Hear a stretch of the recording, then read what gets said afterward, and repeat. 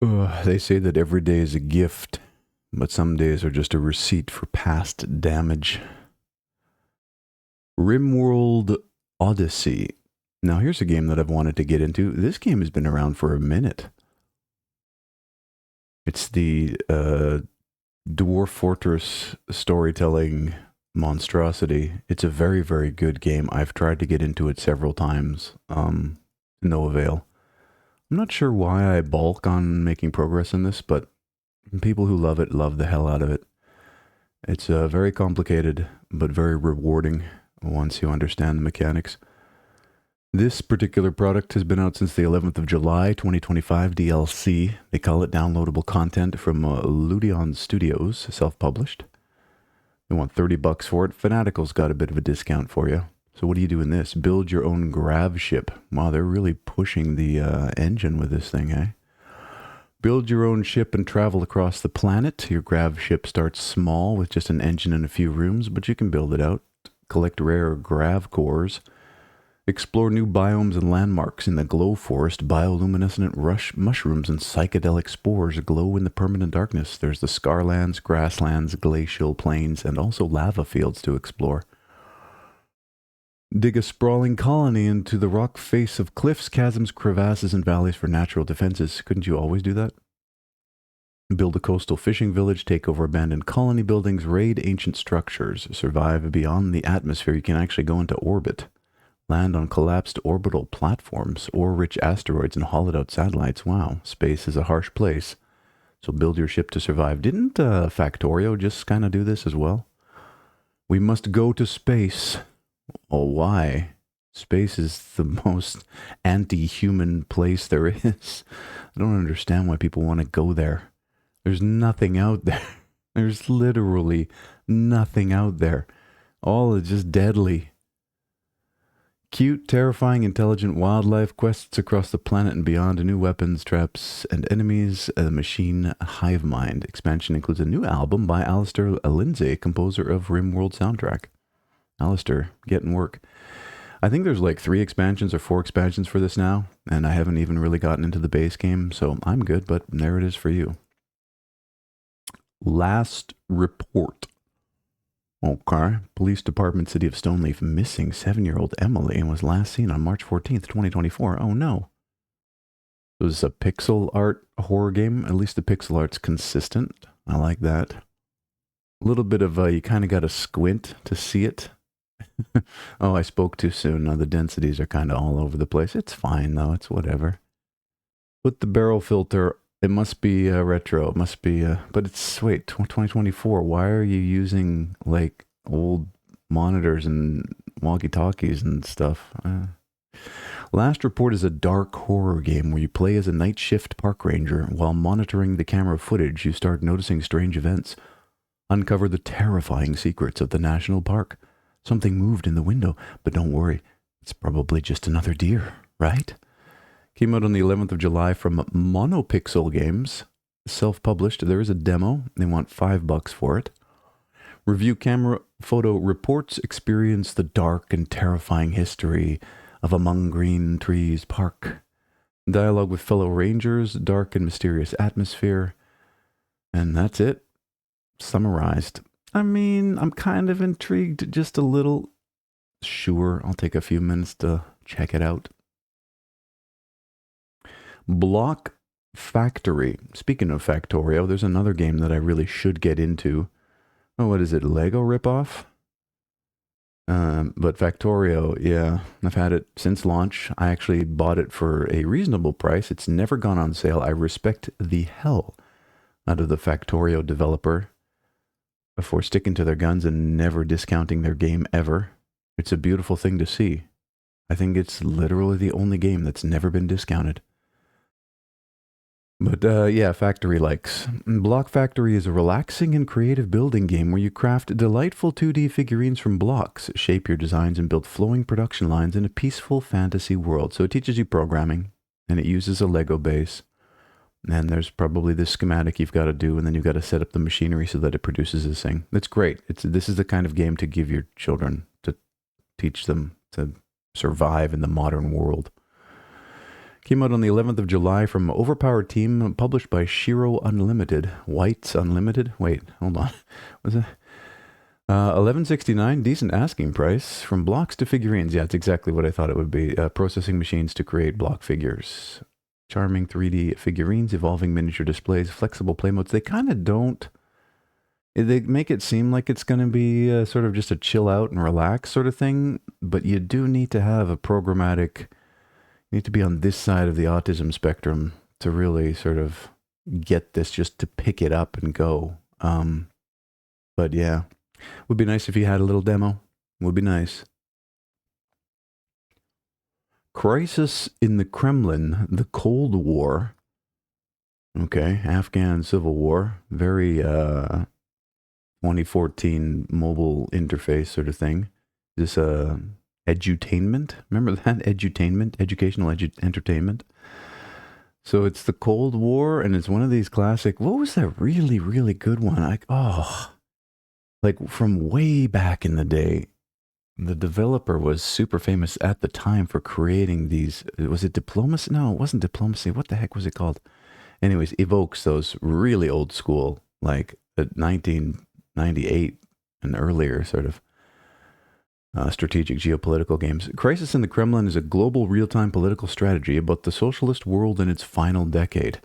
Shape the fate of the world as you manage economy, foreign relations, and domestic policy. Engage with countries across the globe using diplomacy or even proxy wars to expand your reach. Came out on the 11th of July from Nostal Games. Is that supposed to be Nostalgia Games? There is a demo. Okay, I mean, I used to play the hell out of games like this way back in the day, so we'll see how the modern interpretation holds up. Apparently they have a bunch. There's a Cold War bundle you can get if you want to relive those glory days. $9.44. We are in the middle of a Cold War right now. We've been in the Cold War forever. It's never really ended. I mean, we're in war. We're at war with somebody at all times. Immerse yourself. In both historical and alternate history events, making pivotal decisions. What are we doing? Why are we bringing this asshole back? Perestroika, continuation of October. The Soviet Union has stood still for too long. Where will the blow of Chicha's officer's punitive sword be directed this time? Weird. To work so that Comrade Stalin would say thank you. Actually, I'm kind of beginning to regret adding this to my library. You want to know what Stalin did? If you ever want to look at why people really don't think communism is a good idea, you should absolutely look into what Stalin did and what Mao did in the name of communism. It's a horrific nightmare. It's just the millions of people that died or suffered from political change. Anyways, fine. Dragon Conqueror. Okay, what is this mental damage? This fat ass and the weird outsider art. Yeah, I figured. We've got damage all over the place.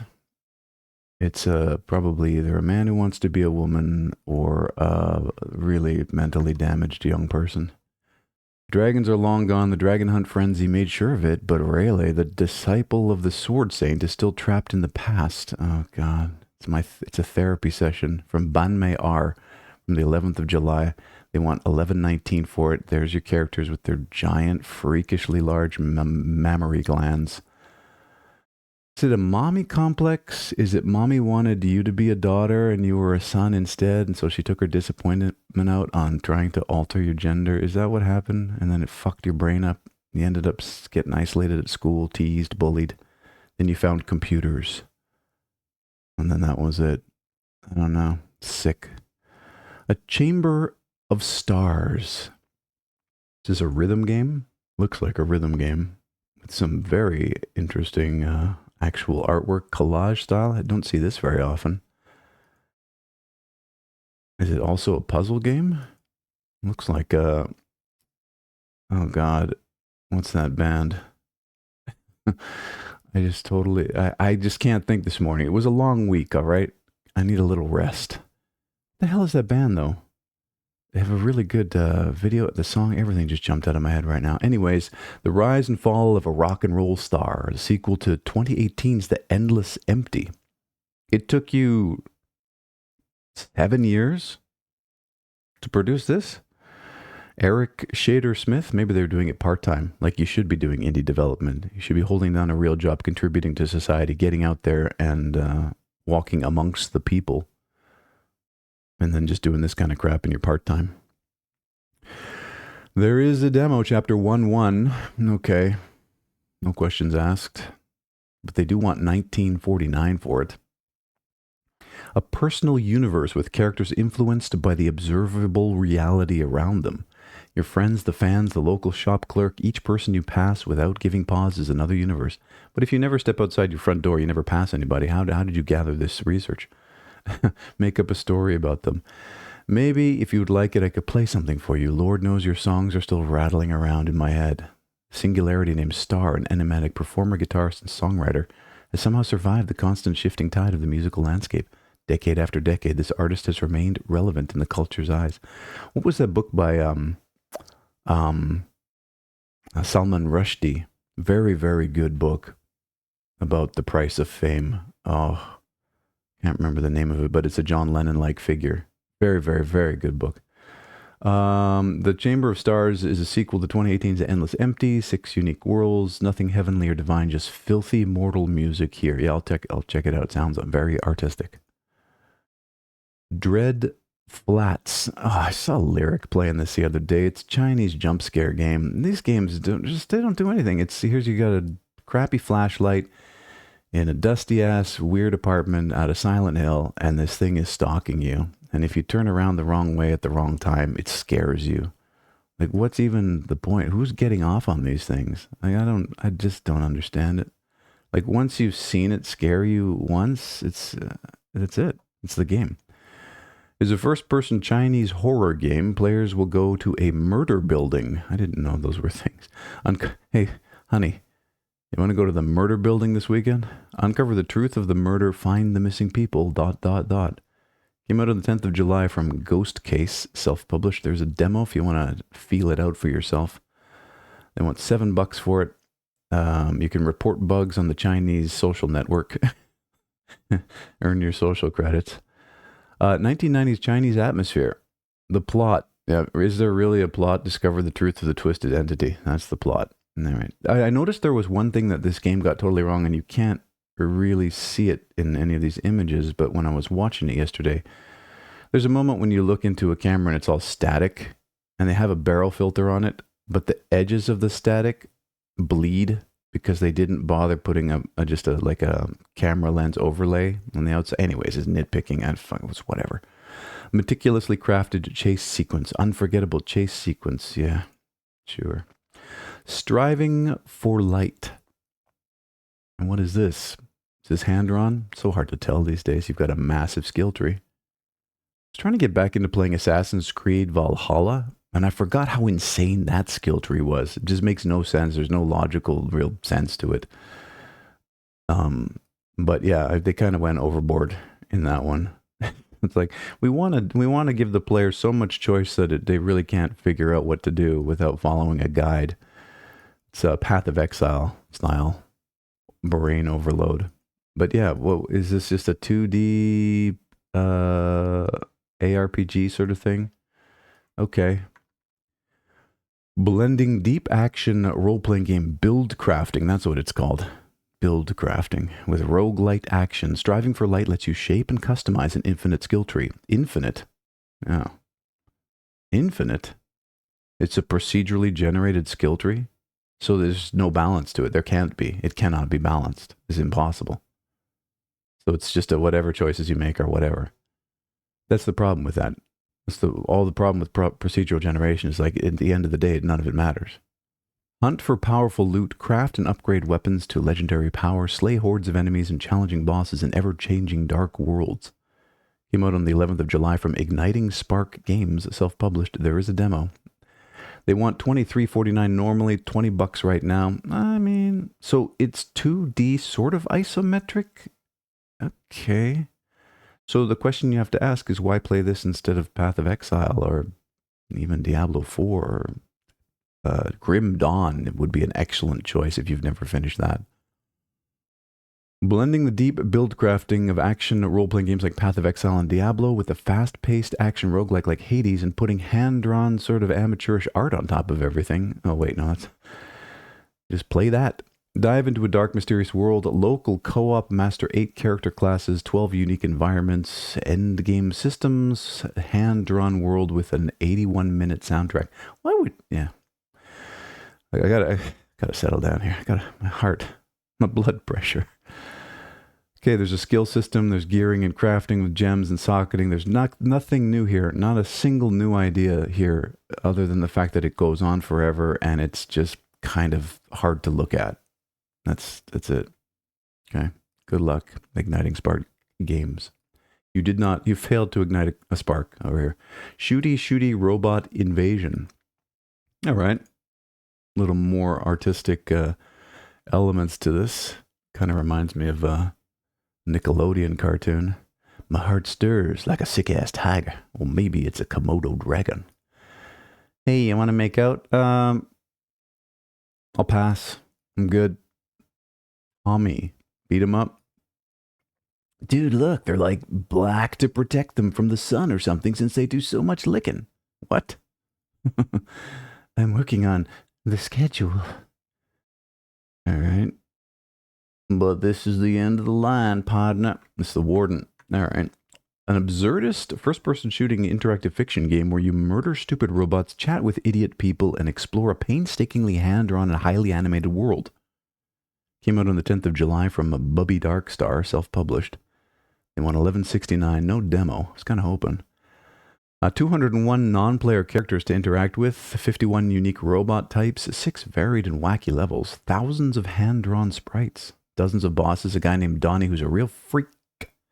And this game might give you a seizure if you're susceptible to that kind of thing. This is a little bit of a warning red flag for me, but just your mileage is going to vary on that one. Breaker of Fatalism. Okay, here's another one of these Korean sexploitation games. Yep.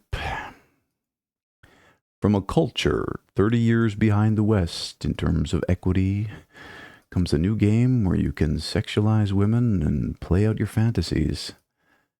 I mean, I'm good. You were originally an ordinary young man, but then you spent way too much time by yourself in the basement on Reddit, and now you're fucked.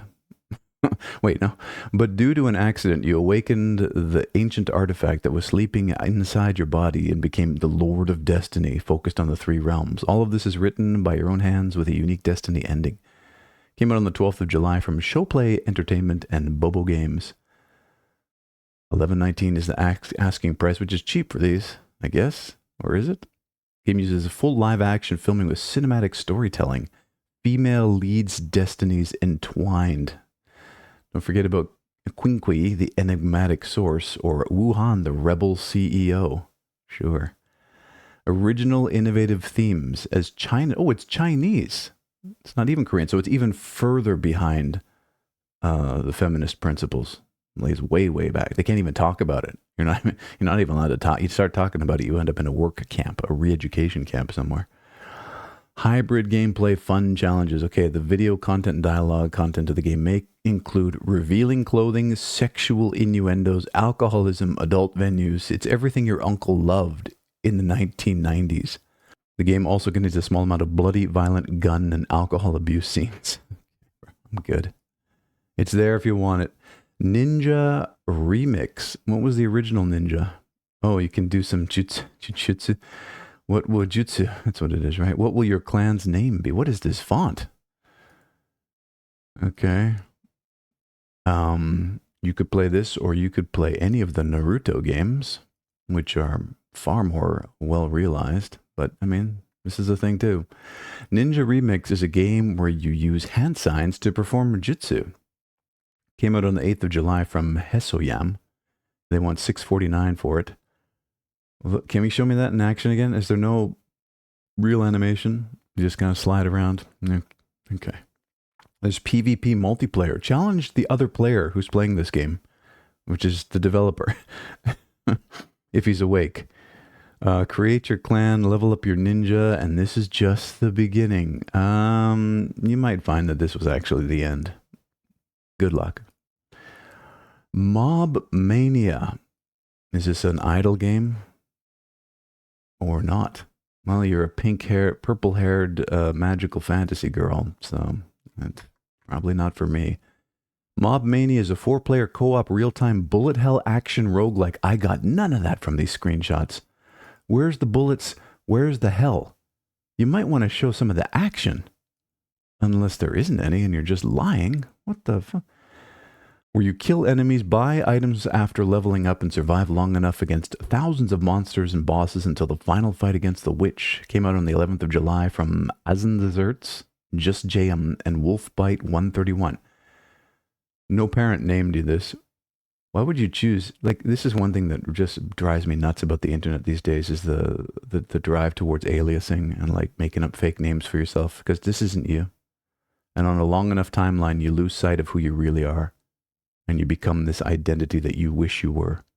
And it just causes more and more damage the longer it goes on. Trust me, I know. I played a role that wasn't really me for more than 10 years, and it really hurt in the end. But getting rid of it and returning to my roots was the most healing and empowering thing I ever did.